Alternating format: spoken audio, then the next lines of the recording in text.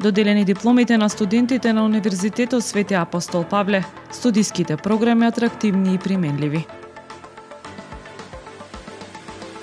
Општина Охрид дел од ЦППС програмата за кодизајн за одржливи, еластични, инклузивни јавни простори и услуги на Универзитетот Лунд од Шведска. Втора интервенција на планинската спасителна служба Охрид за евакуација на безживотно тело од тешко пристапен планински терен. ГРК Охрид во сабота му гостува на вице-шампионот Алкалоид. Најавува дека ќе дадат се од себе да го добијат мечот. Времето утре променливо облачно со дожд и температура до 20 степени.